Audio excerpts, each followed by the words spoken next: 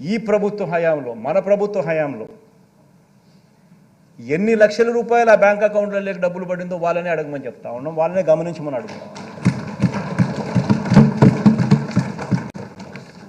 అధ్యక్ష,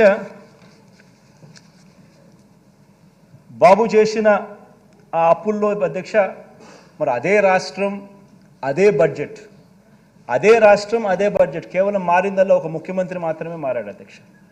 మరి అదే రాష్ట్రం అదే బడ్జెట్ అయినప్పుడు కేవలం మారిందల్లా ఒక ముఖ్యమంత్రి మాత్రమే మార్పు మాత్రమే జరిగినప్పుడు, అప్పుల గ్రోత్ రేటు కూడా అప్పటికంటే ఇప్పుడు తక్కువ ఉన్నప్పుడు మరి ఎందుకు ఈ ప్రభుత్వ హయాంలో ఎందుకు ఈ మాదిరిగా ప్రతి అక్కచెల్లమ్మ కుటుంబానికి ఇంత మంచి జరిగింది?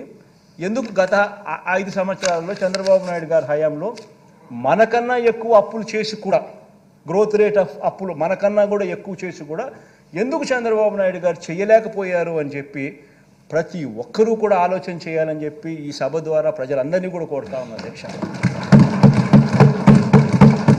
ఆ డబ్బులన్నీ ఎవరి జోబీలేకపోయాయి అని చెప్పి కూడా ప్రజలందరూ ఆలోచన చేయాలి అధ్యక్ష. ఈరోజు నేను గర్వంగా కూడా చెప్తా ఉన్నాను, ఆధార్ నెంబర్తో సహా బ్యాంక్ అకౌంట్ డీటెయిల్స్ సహా చెప్తా ఉన్నాను. 2,55,000 కోట్ల రూపాయలు ఎవరెవరికి ఇచ్చినాము, ఏ ఆధార్ నెంబరు, ఏం బ్యాంక్ అకౌంటు, ఏం డీటెయిల్స్ అని చెప్పగలుగుతా ఉన్నాం. మరి చంద్రబాబు నాయుడు గారి హయాంలో ఎందుకు చేయలేకపోయాడు? ఈ డబ్బులన్నీ ఎవరి జోబీ లేకపోయాయి? ఈనాడికి ఎంత పోయింది, ఆంధ్రజ్యోతికి ఎంత పోయింది, TV5కి ఎంత పోయింది, చంద్రబాబుకి ఎంత పోయింది, జన్మభూమి కమిటీస్కి ఎంత పోయింది, దత్తపుత్రుడికి ఎంత ఇచ్చినాడు? ఇవన్నీ కూడా ప్రజలు ఆలోచన చేయమని చెప్పి నేను కోరుతా ఉన్నాను అధ్యక్ష. అధ్యక్ష, మనం చేయని అప్పును మనం చేసినట్టుగా, తాను చేయని అభివృద్ధిని తానే చేసినట్టుగా మాట్లాడడం నిజంగా ఎంత మటుకు ధర్మం అని చెప్పి కూడా ఈ సందర్భంగా ఈ సభ ద్వారా నేను అడుగుతాను అధ్యక్ష.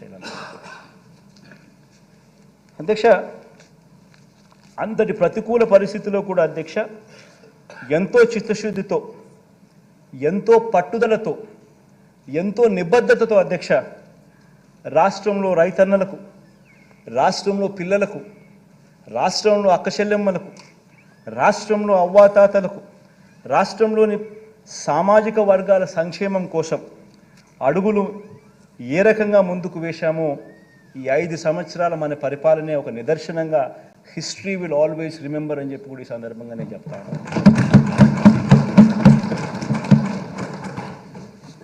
అధ్యక్ష.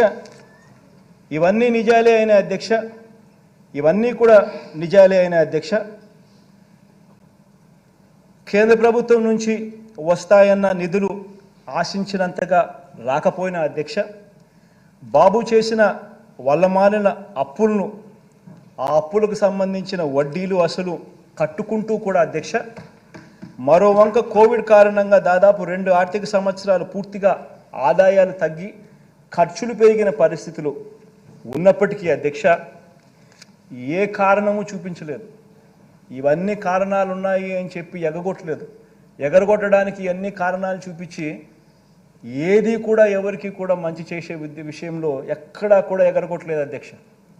ఎన్ని కారణాలున్నా కూడా, ఎన్ని ఇబ్బందులున్నా కూడా, ఎన్ని అవస్థలున్నా కూడా ప్రతి పేదవాడి ముఖంలో చిరునవ్వును చూడాలనే ఈ ప్రభుత్వం అడుగులు ముందుకు వేసింది అని చెప్పి చెప్పడానికి గర్వపడతాను.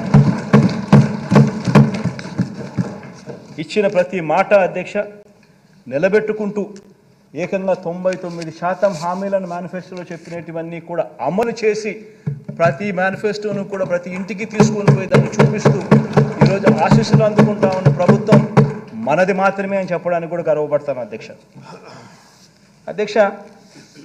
కాబట్టి అధ్యక్ష ఇంటింటి ఆర్థిక వ్యవస్థను మనం మార్చగలిగాం, పేద కుటుంబాలకు వీలైనంత అండగా నిలబడగలిగాం, పేదలకు అందించే ప్రతి రూపాయిని కూడా అధ్యక్ష వారి తలరాతను మార్చే విధంగా, వారి భవిష్యత్తును మార్చే విధంగా, వారి పిల్లలు పేదరికం నుంచి బయటకు వచ్చే విధంగా ప్రతి రూపాయిని కూడా అధ్యక్ష బాధ్యతతో ఖర్చు పెడుతూ, బాధ్యతతో వాళ్ళకి ఇస్తూ హ్యూమన్ క్యాపిటల్ను మీద పెట్టుబడిగా పెడతా వచ్చినాం అధ్యక్ష. అధ్యక్ష మీరే ఆలోచించండి అధ్యక్ష, మీరే ఆలోచన చేయమని అడుగుతాను. ఇక్కడ ఉన్న వాళ్ళందరినీ కూడా ఆలోచన చేయమని అడుగుతా ఉన్నాను. ప్రజలందరూ కూడా దీన్ని చూస్తూ ఉన్న ప్రజలందరూ కూడా ఆలోచన చేయమని కోరుతా ఉన్నాను. ఏ ప్రభుత్వం అయినా కూడా 5 సంవత్సరాల పాలన చేసి 5 సంవత్సరాలలో ప్రజలకు చెడు చేసిందని కానీ మంచి చేయలేదని కానీ మేనిఫెస్టోలో ఇచ్చిన వాగ్దానాలు అమలు చేయలేదని కానీ ప్రతిపక్షం నమ్మితే నిజంగా నమ్మితే అలాంటి పరిస్థితుల్లో అధికార పార్టీని ఎదుర్కోవడానికి ప్రతిపక్షాలన్నీ ఏకం కావాల్సిన అవసరం ఏముంది అధ్యక్ష? అధ్యక్ష నేను ఏకం కావాల్సిన అవసరం ఏముంది అధ్యక్ష? ఎట్టాగో గాలికి ఎగిరిపోతారు. ఏకం కావాల్సిన అవసరం ఏముంది అధ్యక్ష? ఇంతే కదా అధ్యక్ష, జాతీయ పార్టీతో కూడా ప్రత్యక్షంగా ఒకరితోనూ పరోక్షంగా మరొకరితోనూ జాతీయ పార్టీలతో కూడా అధ్యక్ష అవగాహన కుదుర్చుకొని కుట్రలతో పరువు దక్కించుకోవాల్సిన పరిస్థితిలో ఈరోజు మన ప్రతిపక్షం ఉందంటే దాని అర్థం ఏమిటి అధ్యక్ష?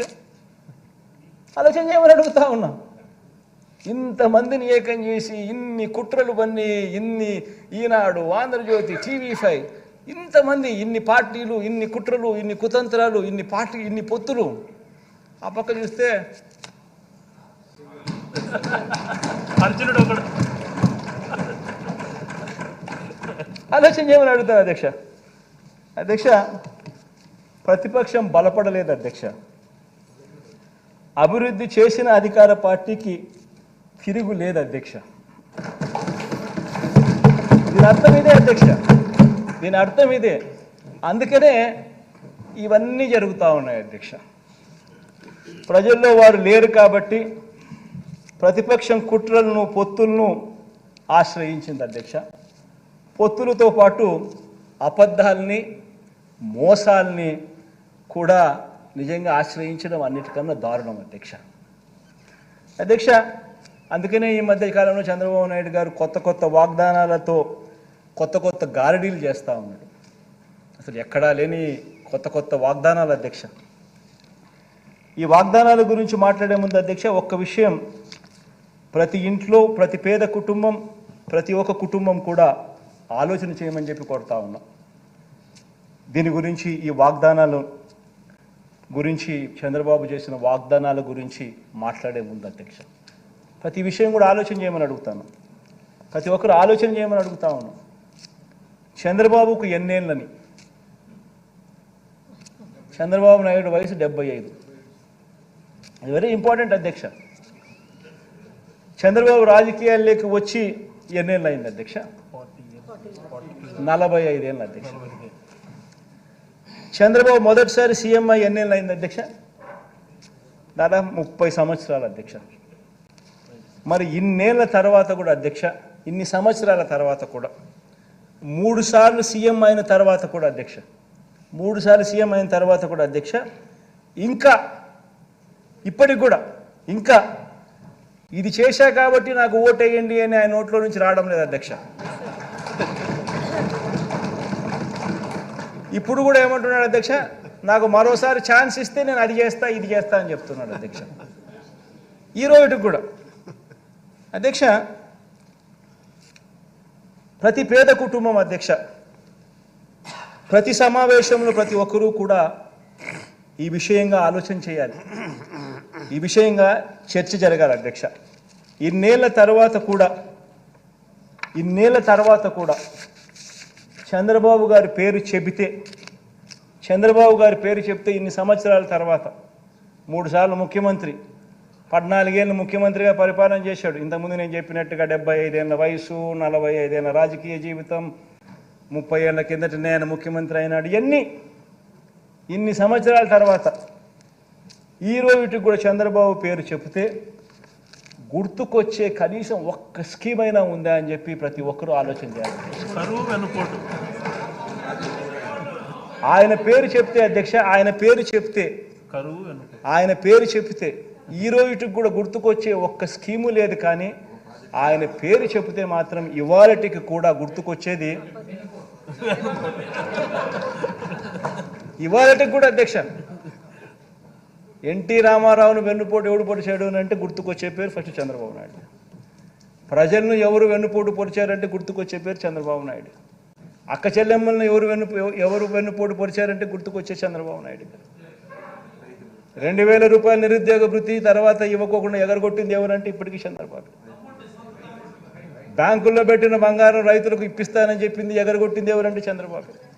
రైతులకు రుణమాఫీ అని చెప్పి ఎగరగొట్టింది ఎవరంటే ఇప్పటికీ చంద్రబాబు. గుర్తుకొచ్చేటివి అధ్యక్ష ఇవన్నీ నేను చెప్పేటివన్నీ కూడా అధ్యక్ష. అధ్యక్ష బాబు పేరు చెప్తే అధ్యక్ష గుర్తుకొచ్చే స్కీమ్ ఒకటంటే ఒకటైనా ఉందా అని అడుగుతా ఉన్నాను.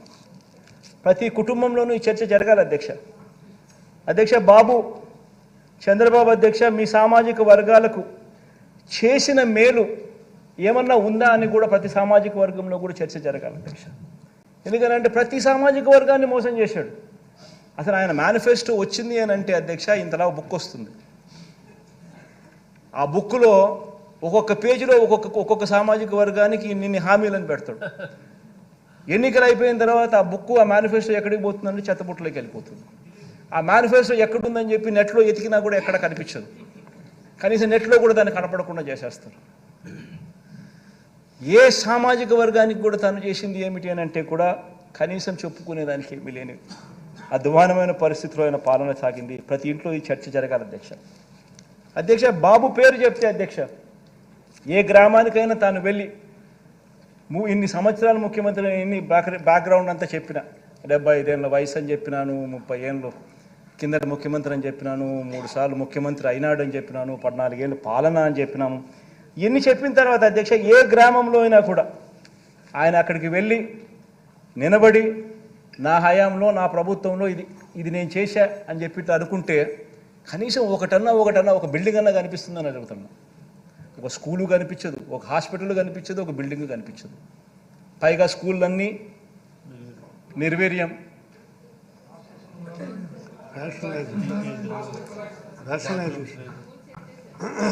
మే స్కూళ్ళల్లో పరిస్థితికి నేను చెప్పాల్సిన పనులు చంద్రబాబు నాయుడు హయాంలో ఏ మాదిరిగా ఉన్నాయి ఆ రకంగా కనిపించే పరిస్థితి అధ్యక్ష. ఎందుకంటే అధ్యక్ష ఇప్పుడు కూడా అధ్యక్ష ఈ మనిషి